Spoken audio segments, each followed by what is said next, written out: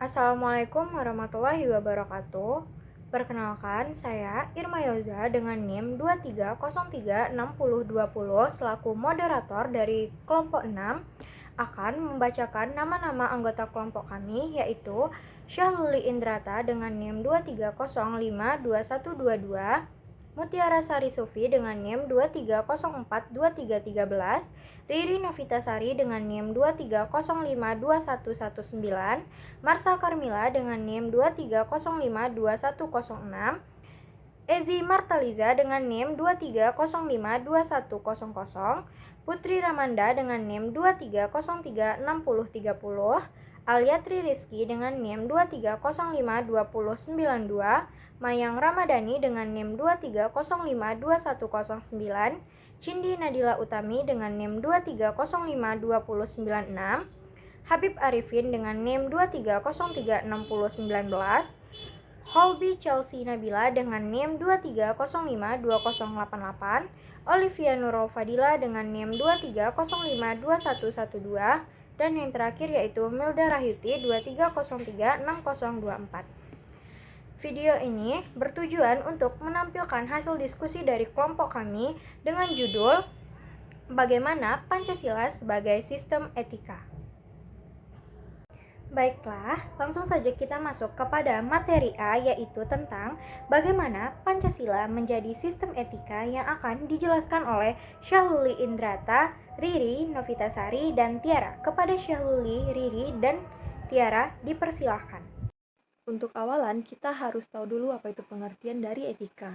Secara bahasa, kata etika lahir dari bahasa Yunani, yaitu ethos, yang berarti kebiasaan, adat, watak, perasaan, sikap, dan cara berpikir.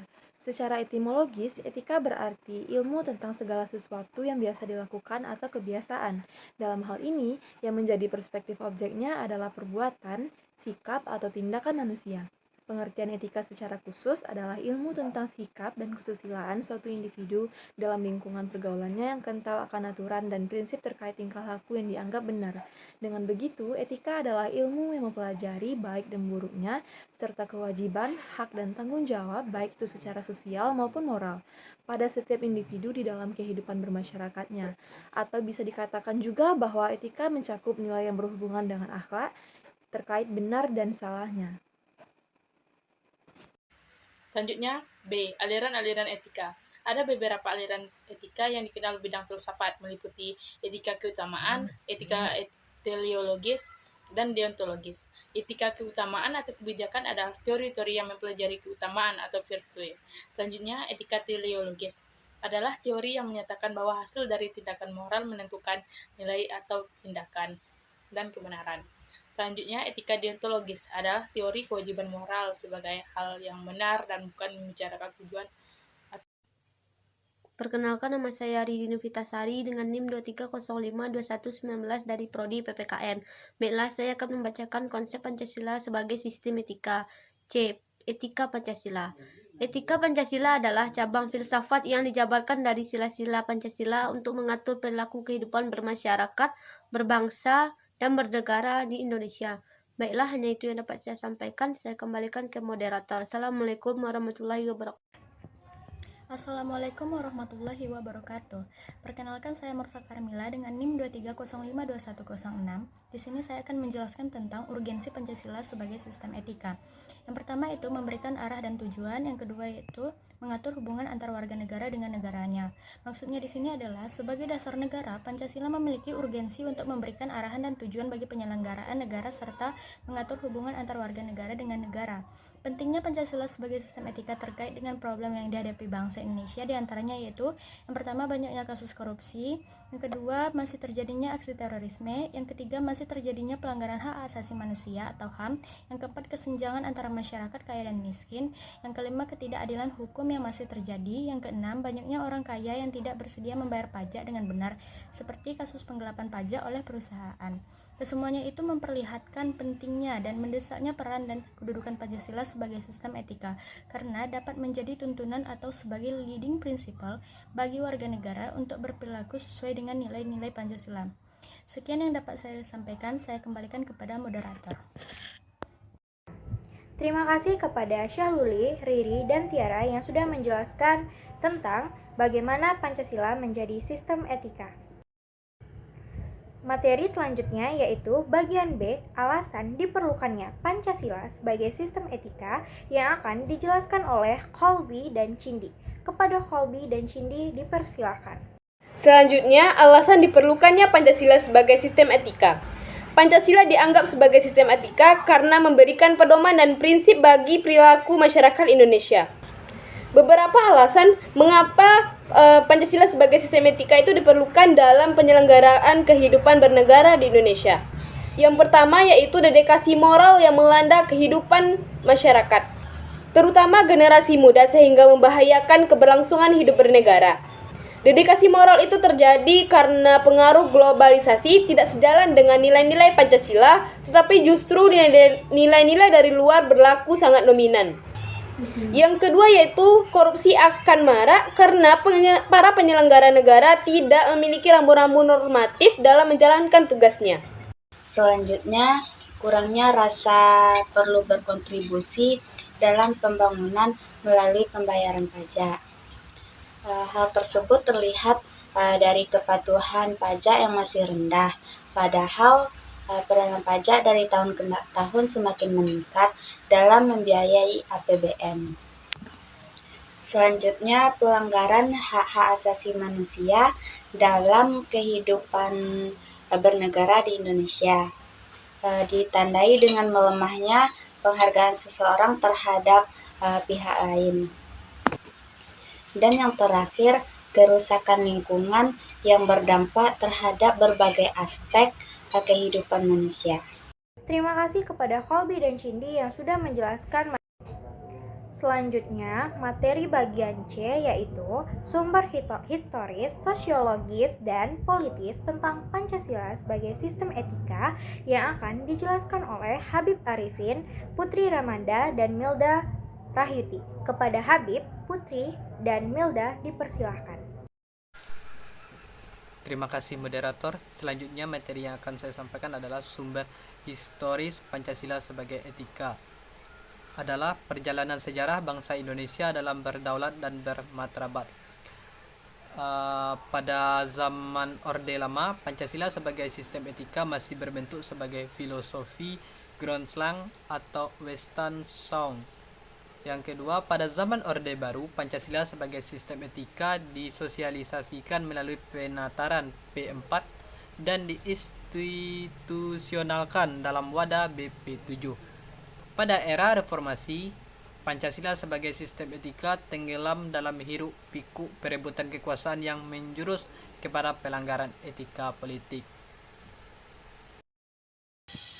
Baiklah Ibu dan teman-teman semua, perkenalkan nama saya Putri Ramanda.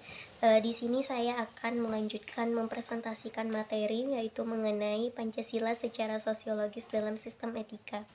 Maksud dari Pancasila secara sosiologis dalam sistem etika adalah secara sosiologis di sini berarti secara lingkup sosial Pancasila itu mencerminkan nilai-nilai dan norma-norma sosial yang berkembang dalam masyarakat Indonesia. 5 sila Pancasila ini mencerminkan perilaku atau sikap yang jika perilaku atau sikap ini kita terapkan dalam kehidupan sehari-hari akan menciptakan masyarakat yang adil, demokratis, beradab, dan juga beretika. Contohnya saja pada orang Minangkabau yang dalam hal bermusyawarah itu menggunakan prinsip bulat air oleh pembuluh dan bulat kata oleh mufakat. Maksud dari peribahasa ini adalah dalam menyelesaikan perkara atau masalah, masyarakat Minangkabau itu menggunakan musyawarah atau mufakat untuk menyelesaikan masalah tersebut, di mana prinsip dari orang Minangkabau ini mencerminkan nilai-nilai Pancasila yaitu pada sila keempat. Nah, kesimpulannya adalah Pancasila secara sosiologis dalam sistem etika ini, Pancasila itu secara sosiologis itu mencerminkan Pancasila itu sebagai acuan atau pedoman dalam masyarakat itu bertingkah laku. Cukup sekian yang dapat saya sampaikan. Terima kasih atas perhatiannya. Baik, terima kasih kepada moderator. Selanjutnya adalah sumber politis. Nah, apa sih yang dimaksud dengan etika politik? Etika politik adalah suatu kumpulan norma dan prinsip moral yang menjadi landasan bagi para pelaku politik dalam menjalankan aktivitas politiknya. Nah, salah satu contohnya adalah kepatuhan terhadap konstitusi dan hukum yang berlaku. Terima kasih kepada Habib, Milda, dan Putri yang sudah menjelaskan. Materi selanjutnya yaitu tentang membangun argumen dinamika dan tantangan Pancasila sebagai sistem etika yang akan dijelaskan oleh Alyatri Rizky dan Ezi Martaliza. Kepada Alyatri dan Ezi dipersilahkan.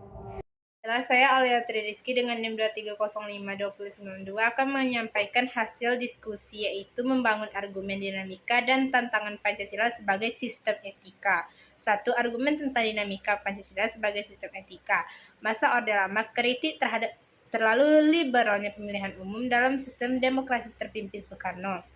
Masa Orde Baru, penataan P4, dan muncul konsep manusia Indonesia seutuhnya sebagai cerminan manusia yang berperilaku dan berakhlak mulia sesuai dengan nilai-nilai Pancasila. Dan yang terakhir, era reformasi. Demokrasi berkembang namun perlu diimbangi dengan sistem etika politik untuk mencegah penyalahgunaan kekuasaan. Assalamualaikum warahmatullahi wabarakatuh. Perkenalkan, nama saya Ezi Martaliza dengan NIM 3052100, Prodi Pendidikan Pancasila dan Kewarganegaraan. Baiklah, saya akan menjelaskan materi tentang argumen tentang Pancasila sebagai sistem etika. Apakah Anda mengetahui bentuk tantangan terhadap Pancasila sebagai sistem etika? Apa saja yang muncul dalam kehidupan bangsa Indonesia? Hal-hal berikut ini dapat menggambarkan beberapa bentuk tantangan terhadap sistem etika Pancasila. Yang pertama, tantangan terhadap sistem etika Pancasila pada zaman Orde Lama berupa sikap otoriter dalam pemerintah sebagaimana yang tercermin dalam penyelenggaraan negara yang menerapkan sistem demokrasi terpimpin. Hal tersebut tidak sesuai dengan sistem etika Pancasila yang lebih menonjolkan semangat musyawarah untuk mufakat. Yang kedua, tantangan terhadap sistem etika Pancasila pada zaman Orde Baru terkait dengan masalah NKK. NKK yaitu nepotisme, kolusi, dan korupsi yang merugikan penyelenggaraan negara. Hal tersebut tidak sesuai dengan keadilan sosial karena nepotisme, kolusi, dan korupsi hanya menguntungkan segelintir orang atau kelompok tertentu. Yang ketiga, tantangan terhadap sistem etika Pancasila pada era reformasi berupa euforia kebebasan berpolitik sehingga mengabaikan norma-norma moral. Misalnya munculnya anarkisme yang memaksakan kehendak dengan mengatasnamakan kebebasan berdemokrasi. Sekian penjelasan dari saya. Assalamualaikum warahmatullahi wabarakatuh. Terima kasih kepada Alyatri dan Ezi yang sudah menjelaskan. Baiklah, materi terakhir yaitu tentang esensi Pancasila sebagai sistem etika dan urgensi Pancasila sebagai sistem etika yang akan dijelaskan oleh Mayang dan Olivia. Kepada Mayang dan Olivia dipersilahkan. Esensi Pancasila sebagai sistem etika yang pertama yaitu keyakinan bangsa Indonesia bahwa Tuhan sebagai penjamin prinsip-prinsip moral, yaitu setiap tindakan yang dilakukan oleh manusia harus sesuai dengan norma agama. Yang kedua, tindakan manusia mengandung implikasi dan konsekuensi moral, yaitu setiap tindakan yang dilakukan oleh manusia harus bersikap adil dan beradab sehingga menjamin tata pergaulan antara manusia. Yang ketiga, mementingkan masalah bangsa di atas kepentingan individu atau kelompok, yaitu mendahulukan masalah bangsa dibandingkan dengan masalah sendiri. Yang keempat, prinsip musyawarah untuk mufakat, yaitu melakukan musyawarah dalam mengambil suatu keputusan. Yang kelima, menonjolkan keutamaan yang terkandung dalam nilai keadilan itu sendiri, yaitu dengan menekankan kewajiban semata atau menekankan pada tujuan belaka, tetapi lebih menonjolkan keutamaan yang terkandung dalam nilai keadilan itu sendiri. Baiklah, saya Olivia Nuropadilla dengan NIM 23052112 akan melanjutkan penjelasan selanjutnya. Yang pertama, meletakkan sila-sila Pancasila sebagai sistem etika berarti menempatkan Pancasila sebagai sumber moral dan inspirasi bagi penentu sikap, tindakan, keputusan yang diambil setiap warga negara. Yang kedua, Pancasila sebagai sistem etika memberi guidat bagi setiap warga negara sehingga memiliki orientasi yang jelas dalam tata pergaulan baik lokal, nasional, regional maupun internasional.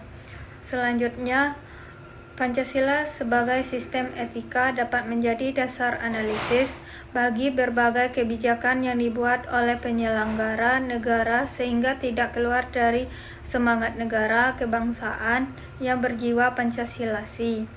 Yang keempat, Pancasila sebagai sistem etika dapat menjadi filter untuk menyaring pluralitas nilai yang berkembang dalam kehidupan masyarakat sebagai dampak globalisasi yang mempengaruhi pemikiran warga negara.